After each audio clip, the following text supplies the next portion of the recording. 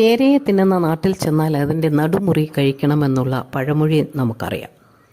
നാം ചെല്ലുന്ന സാഹചര്യം ഏതാണോ ആ സാഹചര്യവുമായിട്ട് സഹകരിച്ച്, അവിടുത്തെ ജനങ്ങളുമായി സഹകരിച്ച്, അവിടുത്തെ രീതികളോടൊക്കെ നമ്മൾ പൊരുത്തപ്പെട്ട് ജീവിക്കണം. അല്ലെങ്കിൽ നാം അവിടെ ഒറ്റയായി പോവും.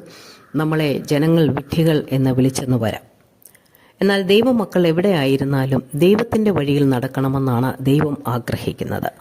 ദാനിയേലിൻ്റെ പുസ്തകം 1-ാം അധ്യായത്തിൽ ദാനിയേലിൻ്റെ സ്നേഹിതരുമെല്ലാം നെബൂഖദ്നേസർ രാജാവിനാൽ പിടിക്കപ്പെട്ട് ബാബിലോൺ രാജ്യത്തിലെത്തിയിരിക്കുകയാണ്. അവിടുത്തെ സംസ്കാരവും അവിടുത്തെ ഭാഷയും വിദ്യകളുമെല്ലാം പഠിക്കുവാൻ ദാനിയേലിനെയും കൂട്ടുകാരെയും അവിടെ രാജകൊട്ടാരത്തിൽ തിരഞ്ഞെടുത്തിരിക്കുന്നു. അവർ അടുത്ത 3 വർഷത്തേക്ക് രാജഭോജനം കഴിച്ച് ഈ പ്രത്യേക പരിശീലനത്തിൽ പങ്കെടുത്ത് ഒടുവിൽ രാജാവിൻ്റെ അടുത്ത് നിൽക്കണമെന്നുള്ളതാണ് നിയമം.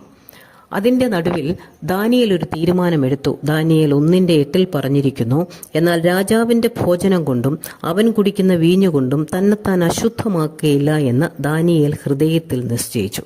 ആ നിശ്ചയം ദാനിയേലിൻ്റെ കൂട്ടുകാരുടെയും നിശ്ചയമായിരുന്നു. അതുകൊണ്ട് തന്നെ അവർ വളരെ കഷ്ടപ്പെട്ട് അതിൻ്റെ ചുമതല ഏറ്റെടുത്തിരിക്കുന്ന ആൾക്കാരോട് അപേക്ഷിച്ച് അവർ ഈ ഭോജനം വിട്ടു. ഇത് രുചികരമായ ഭക്ഷണമാണ്. ഇത് വിട്ട് പരിപ്പും പച്ചക്കറികളും അവർ മേടിച്ച് കഴിച്ചു. അങ്ങനെ അവർ ജീവിച്ചു. 3 വർഷത്തെ അവരുടെ ഈ പരിശീലനം അവർ പൂർത്തിയാക്കി. ദൈവത്തിനു വേണ്ടി തങ്ങളെ തന്നെ അശുദ്ധരാക്കാതെ സൂക്ഷിച്ച ബാലന്മാരെ കുറിച്ച് 1:17 പറഞ്ഞിരിക്കുന്നു, ഈ 4 ബാലന്മാർക്കു ദൈവം സകല വിദ്യയിലും ജ്ഞാനത്തിലും നിപുണതയും സാമർഥ്യവും കൊടുത്തു.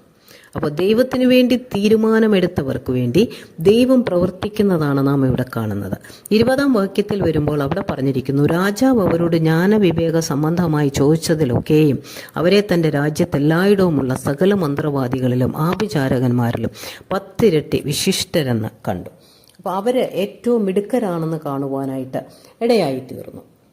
നമ്മളുടെ ജീവിതത്തിലും നാം ഓർത്തിരിക്കേണ്ടത്, നാം ഏത് ദേശത്തായാലും ഏത് സ്ഥാനത്തായാലും ദൈവത്തിൻ്റെ വിശുദ്ധി വിട്ട് ഞാൻ ജീവിക്കുകയില്ല എന്നുള്ള നമ്മുടെ തീരുമാനത്തെ ദൈവം മാനിച്ച് അനുഗ്രഹിക്കും. നമ്മളും നമ്മുടെ തലമുറയും ദൈവത്തിൻ്റെ വിശുദ്ധിയിൽ ജീവിക്കാനായിട്ട് സമർപ്പിക്കാം. കാരണം അവൻ വിശുദ്ധനാണ്.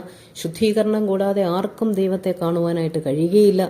പുത്രനിലൂടെ നമുക്കൊരു ശുദ്ധീകരണം തന്നെങ്കിൽ തുടർന്നുള്ള ജീവിതം വിശുദ്ധിയിൽ തന്നെ കൊണ്ടുപോകണമെന്ന് ദൈവം ആഗ്രഹിക്കുന്നു. അതിനായിട്ട് നമ്മുടെ ജീവിതത്തെ സമർപ്പിക്കാം. ദൈവം അതിനായി നമ്മെ സഹായിക്കട്ടെ.